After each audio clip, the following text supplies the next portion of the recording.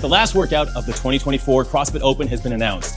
It is a ton of thrusters, chest to bar pull-ups, and then heavy thrusters and bar muscle-ups. In this video, I'm gonna cover everything you need to know to crush this workout, including what gear you should use, nutrition and hydration for this workout, technique, best practices, movement transitions, pacing and breathing, injury prevention, and a good warm-up to get you ready for this one. Let's jump in. First thing you're gonna wanna have on this workout is a good pair of grips. The grips I prefer are from Raylan USA. I have 4 different grips from them right here to talk about. First, these are the grips that I wear at my gym. These are the Gecko grips, and I like these for bars that have lots of knurling and lots of chalk, a lot like my bar in the garage here. They also have the Bumblebee grips, which may be the most comfortable grips I've ever used. I really like these because out of the package, they are good to go. You don't have to break these in at all. They're supple and very comfortable. The Merlin grips are made to be used with bars that require chalk or don't require chalk. You've seen those bars at CrossFit gyms have no chalk on them, and they're shiny and almost slippery. The Merlins will work with that, as well as a bar with knurling and chalk baked into it. So these can be used with or without chalk. The Seal X4,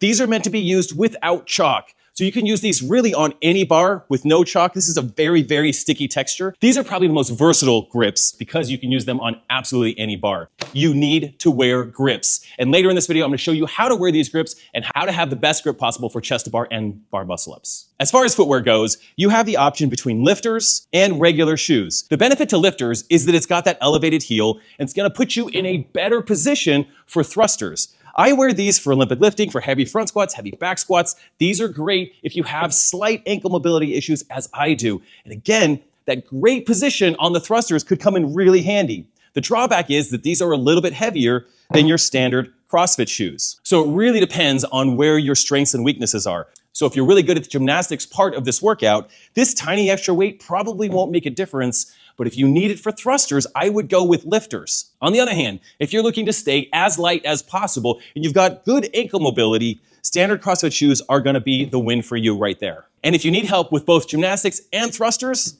I think you gotta go with lifters, right? Make it easier for yourself. Another piece of gear you might like to wear is knee sleeves. For me, knee sleeves can give me just a little extra kick out of the bottom of a squat. So on a workout like this, where we have 85 total thrusters, this may be helpful in just a slight way. And when we're doing workouts like this, we're looking for every single little edge that we can. Some nice thick knee sleeves can help you get that bounce out of the bottom. The last piece of gear you might consider is a belt. When you're doing heavy thrusters, there's a significant compression that's happening. And for most of us, 135-pound thrusters for men, 95-pound thrusters for ladies is a heavy thruster.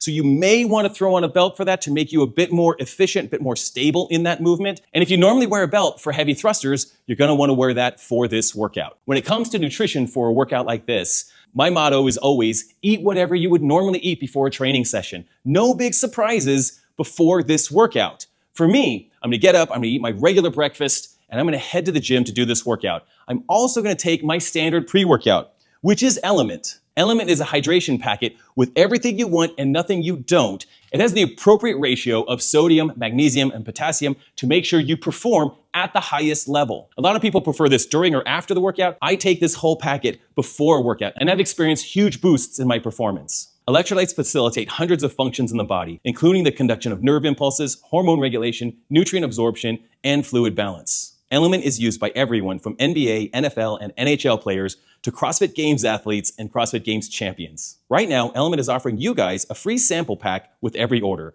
That's 8 single serving packs free with any Element order. This is a great way to try all 8 flavors or share Element with a salty friend. Get yours at drinkelement.com/Jason Grubb. This deal is only available through my link. You must go to drinklmnt.com/Jason Grubb. Along with my Element, I add a scoop of beta-alanine to my pre-workout. You can take this anytime you want, but I just generally, out of habit, take it before I work out. And I'm about to demo all of this stuff for you guys. This is a perfect pre-workout for that. And don't forget a good night's sleep before you do this workout. This is gonna tax your central nervous system big time, so a good night's sleep is essential. For me, I always take a scoop of 30 about an hour before I go to sleep at night. It helps me stay in the green according to my recovery tracker. So I love this stuff. It's great. I've used it for almost 2 years now, and I don't go to bed anywhere without this stuff. To warm up for this workout, I'm gonna kick it off by doing a squat stretch where I'm at the bottom of the squat, holding on to the rig. I'm gonna work on opening up my ankles, opening up my hips, and making sure all this is nice and open so that I am ready for these thrusters. What I'm aiming to do here is to get my knees over my toes while driving my heel down. Then I'm gonna do a handful of air squats and a handful of reverse lunges just to make sure these legs start to get warm. Another thing I like to do is to get this front rack open by doing some front rack elbow rotations. Do this anytime I'm gonna put a barbell in a front rack position. The other thing I'm gonna do is I'm gonna load up the bar with a slightly heavier weight, and I'm just gonna hang out in the front rack position. Just kind of wanna prime my body for holding something heavy in the front rack. This is gonna make the 95-pound thrusters feel pretty light in the front rack, and the 135-pound thrusters feel, just a little bit better. Hang out here, 20 seconds for 3 rounds. I'm also gonna go through the full shoulder activation protocol from Crossover Symmetry. I do this every day anyway, but on a day like today where I'm doing pull-ups and thrusters and bar muscle-ups, I'm gonna make sure these shoulders are nice and warm. I also recently just picked up this shoulder opener. Kind of like it. Get that thick band up on your shoulder, get it under your foot, up against a rack or a wall. Just gonna open up that shoulder with this band pulling down. Feels great. I really feel like this opens up my shoulder for any time I'm gonna put weight overhead. Now, obviously, we wanna get up on the bar and do some kipping swings, some pull-ups, some kipping chest to bar, work in some butterfly, and then work in some muscle-ups. All right, let's talk about technique, some best practices, some movement optimizations, maybe even some breathing. On the thruster, here's 2 things I want you to think about. First, if you need to rest on a thruster, or if you need to take a quick break, take that quick break in the overhead position. This is the restful spot on thrusters. If I'm going for a big set of thrusters, but I need a quick break, maybe in this workout, like on rep number 6 out of 10, I might take a little break right here. So it just looks like 5, 6, 7, something like that. The other thing I want you to think about is starting to catch the thruster as you're already on your way down to the bottom of the squat. So instead of catching here, and then thruster, start thinking about dropping as the bar is coming down. Guys, I am sweating, and it's okay to get sweaty when you're warming up for this workout or when you're doing this workout. The other thing you want to think about on thrusters is breathing. Listen to how I like to breathe on thrusters.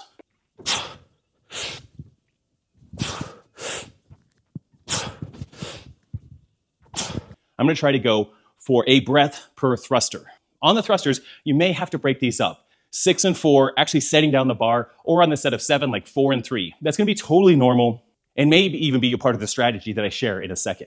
But if you do break up the thrusters or during your transitions, what I want you to do is think about counting your breaths. Instead of standing there waiting till you feel like you're okay, tell yourself, I'm going to take 3 full breaths and then get back to work. So you might do 6 thrusters, drop it. 1, 2, 3, and finish out that set of 10. Then drop it. Find 2 or 3 breaths as you find your way to the pull-up bar. So count your breaths. That helps me pace all day long, counting my breaths as opposed to looking at the clock or basing anything on how I feel. I'm not going to feel great in this workout, but I can hold a pace and keep myself moving if I'm counting my breaths. For holding onto the pull-up bar, we want to make sure when we're wearing grips, we get our palms up and over the bar. If you take a look on these grips, this is where I wear and tear on the bar right there. That's where the bar is touching, not up here. So we call that a false grip in gymnastics, where we've got our hand up on top of the bar. Now the grip is doing most of the work right there while I'm holding onto the bar, as opposed to my fingertips. So the grips are meant to protect your hands, but they're also meant to help you stay on that bar and put all of that pressure on your wrist instead of on your grip. So when I'm doing chest to bar and when I'm doing bar muscle ups, I'm gonna be using the grip to help me stay on that bar. As far as breathing on chest to bar pull-ups and bar muscle ups, this is something we want to find a cadence and a rhythm for our breathing as well. It might sound something like this.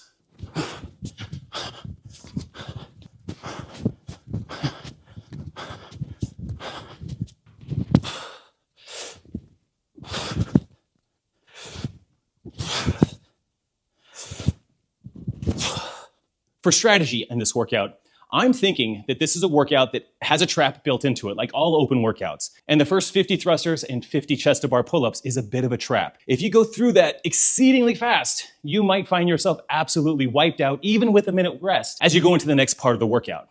If you think back to the CrossFit Open 21.3, it had front squats, toes to bar, thrusters, and then a minute rest. Then you did front squats, chest to bar, thrusters, and then rested a minute. Then you did front squats, bar muscle-ups, and thrusters.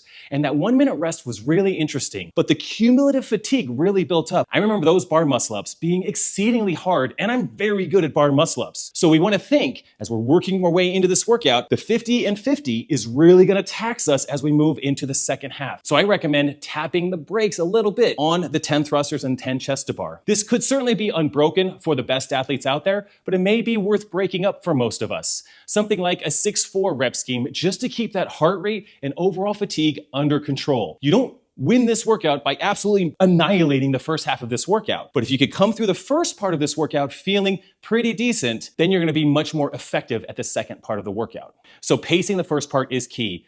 Break up the thrusters sooner than you think if you need to break them up. Break up the chest to bar pull-ups sooner than you think if you think you're going to have to break them up. Same thing with the second half of the workout. Those thrusters are heavy and bar muscle-ups won't be easy at this point after you've already done all of this cumulative work. So if you feel like you're gonna have to break up the thrusters in the second part of this workout or the bar muscle-ups, break them up 1 round earlier than you think so that you don't end up in that last round just dying and doing 1 muscle-up at a time. Now, as you're going through this workout, you're gonna have a lot of transitions. From thrusters to pull-ups, 5 rounds of that. And from thrusters to chest to bar, 5 rounds of that with a minute rest in between. On transitions, what I like to do is I really like to try to calm my breathing down. So as I move from the thrusters to the chest to bar, I'm gonna take 2 or 3 calculated breaths just to keep things under control. And during that 1 minute break, I may even sit down just like this, just to let things calm down.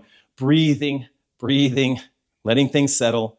And then from the heavy thrusters to the bar muscle-ups, take a breath, maybe even take an extra breath or 2 before you jump up on the bar or back into those thrusters. I had a swim coach tell me one time, let your breath determine your pace. And that was with regards to swimming. So if I wanted to swim faster, I needed to breathe a little bit faster. In a workout like this, I'm gonna allow my breath to determine my pace a little bit. If I'm starting to hyperventilate, I'm gonna slow things down. If I feel like I'm really under control, I might speed things up.